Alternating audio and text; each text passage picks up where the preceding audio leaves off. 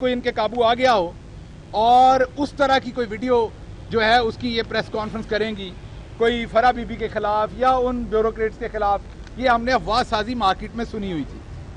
लेकिन जो press conference उन्होंने की वो इंतहाई फुसफुसी थी।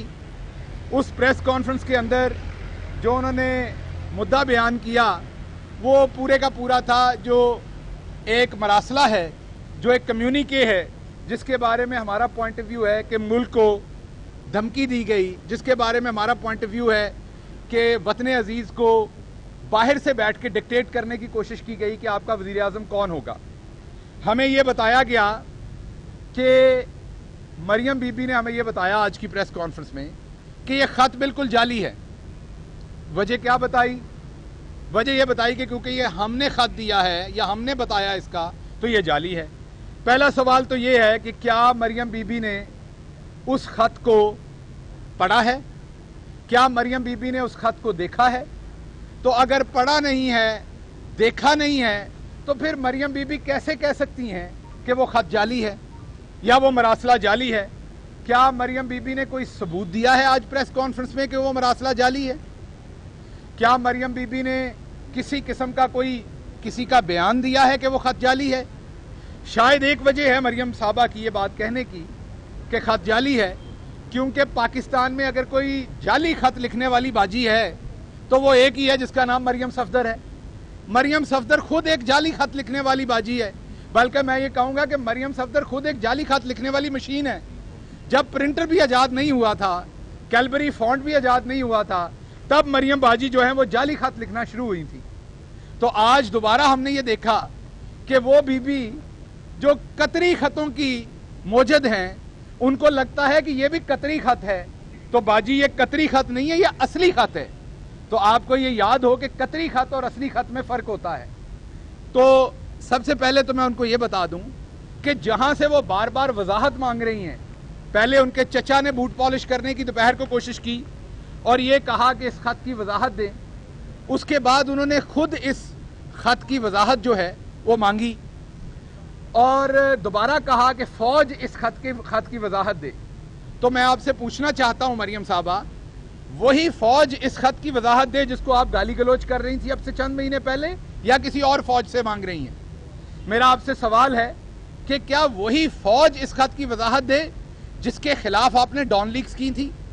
क्या वही फ़ौज इसकी वजाहत दे जिस फ़ौज के खिलाफ आपने मेमोगेट किया था, या किसी और फ़ौज से आप ये पूछ रही हैं? और हैरानी की बात यह है कि आपने एक तरफ परवेज़ रशीद को बिठाया, दूसरी तरफ आपने बिठाया राना सनाउल्लाह को। अब मुझे समझ नहीं आ रही कि इन दोनों को बिठा के आप बात क्या कर रही हैं। एक शख्स झूठी अफवाहें गढ़ने वाला है, दूसरे शख्स का काम फैसलाबाद में और दूसरी जगहों को लोगों को जाली पुलिस मुकाबले में कत्ल करवाना है। ये दोनों को ऐसे मोतबर शख्स नहीं थे, और तीसरी आप भी कोई ऐसी मोतबर पर्सनैलिटी नहीं थी कि इस पर आप बात करती। आपके यहाँ और लोग हैं जो मोतबर हैं, वो इस पर बात करते तो हमें बात समझ आती। तो सबसे पहले तो आपने ये जवाब देना है कि ये ख़त जब आया, ये मरासला आया, तो हमने इसको कैबिनेट में रखा, फिर हमने नेशनल सिक्योरिटी कमेटी में रखा जिसके अंदर हमारी अफवाज के लोग भी हैं, हमारे फॉरेन ऑफिस के लोग भी हैं, हमारी कैबिनेट के लोग भी हैं। उसके साथ साथ हमने फिर आपको दावत दी कि आप पार्लियामेंट की जो दिफा की कमेटी है आप उसमें आएँ और इस ख़त को देखें। आप लोग भाग गए क्योंकि आप तो इस साजिश में पहले से शरीक थे, आप इस साजिश का हिस्सा थे, आपको तो बिल्कुल मालूम था कि ये ख़त क्या है। आप क्योंकि इस साजिश का हिस्सा थे, आपने इस ख़त को इसलिए आपने सलामती कमेटी में देखने से इनकार किया ताकि आपको किसी सूरत भी वहां पर अगर आपने इसको एक दफ़ा देख लिया तो आप फंस जाएंगे। अगर आप एक दफ़ा इसको देख लेंगे तो आपको मानना पड़ेगा सबके सामने कि ये ख़त जो है ये असली है और इसकी पैरवी करने वाले सारे लोग जो हैं वो गद्दार हैं।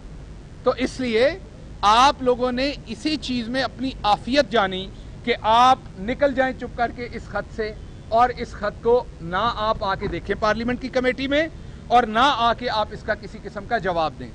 पहली बात मेरी आपसे ये है कि जब एनएससी की जो प्रेस रिलीज़ है, हमें ये पता है वो अंग्रेज़ी में आपको समझ नहीं आई होगी, अगर आपको वो समझ आती तो आपको ये पता चलता कि जो एनएससी की प्रेस रिलीज़ है वो बड़ी वाज़ेह कहती है कि ये गैर सफारती हरकत है, इसमें बड़ी एग्रेसिव और बड़ी थ्रेटनिंग جو ہے وہ لینگویج یوز ہوئی ہے، اس میں ایسی لینگویج یوز ہوئی ہے جو سفارتی حوالوں سے نہیں ہوتی، اور این ایس سی نے اس کے اوپر مہر لگائی ہے کہ یہ بالکل درست ہے یہ مراسلہ۔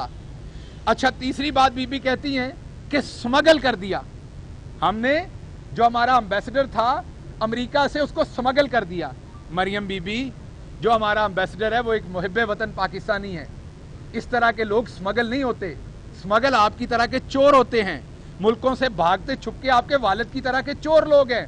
وہ امبیسڈر صاحب اپنی ذمہ داریاں پوری کر کے اب ایک اور ملک میں ایک بڑی باعزت جگہ پہ جا رہے ہیں، آپ کے باپ کی طرح نہیں کہ یہاں پر ان کے پلیٹلیٹس اور ان کی موریلٹی نیچے گر گئی اور جیسے ہی جہاز میں بیٹھ گئے تو سب کچھ اوپر چلا گیا۔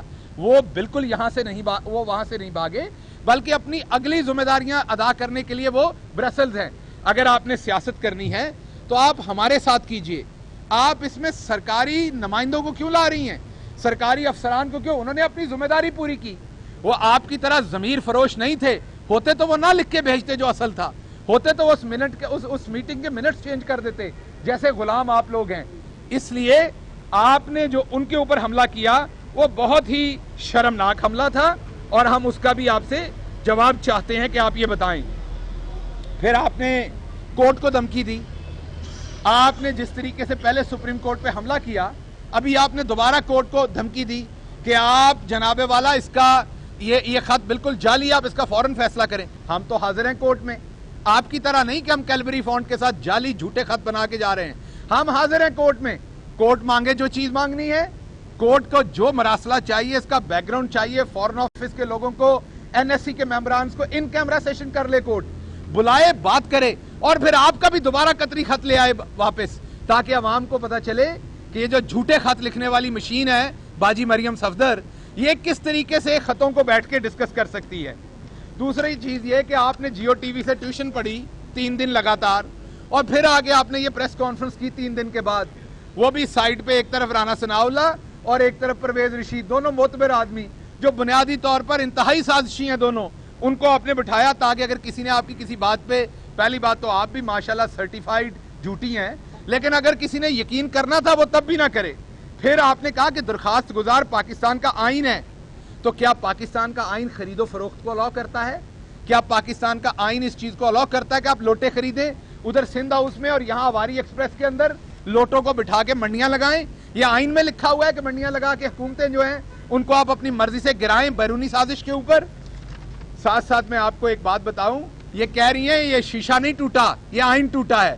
بالکل بی بی، جس طریقے سے آپ لوگوں نے غداری کی ہے، یہ بالکل کوئی اسمبلی نہیں ٹوٹی، صرف یہ پاکستانی عوام کا اعتماد ٹوٹا ہے، پاکستانی عوام کا اعتماد ٹوٹا ہے۔ آپ جیسے چوروں پہ جو 10-15 ارب لگا کے اسمبلی گرانے کی کوشش کر رہی ہیں لوٹوں کو خرید کے، تو آپ ہمیں یہ باتیں نہ بتائیں، بار بار انٹرپول کا نام نہ لیں۔ آپ کے ابا حضور بھاگے ہوئے ہیں ملک سے، انٹرپول والوں کو پتہ چل گیا کہ ہمیں بار بار ایک شخص کی بیٹی پکار رہی کہ آپ کے ابا کو گرفتار کر کے نہ لے آئیں، اس لیے آپ ایسے اداروں کے نام نہ لیا کریں تو آپ کے لیے بہتر ہے۔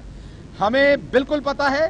آپ نے ایک بات اور کہی کہ پرائم منسٹر کی جو پریس کانفرنسز ہیں وہ آج کل میڈیا کور نہیں کر رہا، سارا میڈیا تو نہیں، میڈیا تو یہاں بھی آیا ہوا ہے، کور کر رہا ہے، آپ کو پتہ ہے۔ چند میڈیا ہاؤسز بالکل ہیں، اور آج بلی تھیلے سے باہر آ گئی کہ وہ آپ ہی کے کہنے پہ نہیں کور کر رہے، تو یہ بات بھی ثابت ہو گئی، آپ کے منہ سے نکل آئی کہ آپ ہی کے کہنے سے وہ کور نہیں کر رہے اس کو۔ تو میں آخری بات آپ کو مریم صاحبہ کہتا چلوں کہ نہ سپریم کورٹ نے آپ کی کسی بھی تھریٹ کے اندر آنا جو آپ دینے کی کوشش کر رہے ہیں، نہ قوم نے آپ کے کسی بھی تھریٹ میں آنا۔ عدالتیں یہاں آزاد ہیں، عدالتیں فیصلہ کریں گی، ہم ہر صورت عدالت کے سامنے جانے کو تیار ہیں، تمام شواہد لے کے جانے کو تیار ہیں۔ میں دوبارہ کہہ دوں کہ یہ آپ کا کیلبری فونٹ والا جھوٹا خط نہیں ہے، یہ اصلی خط ہے، اور آپ ہر خط کو قطری خط نہ سمجھا کریں۔ بہت شکریہ۔ سوال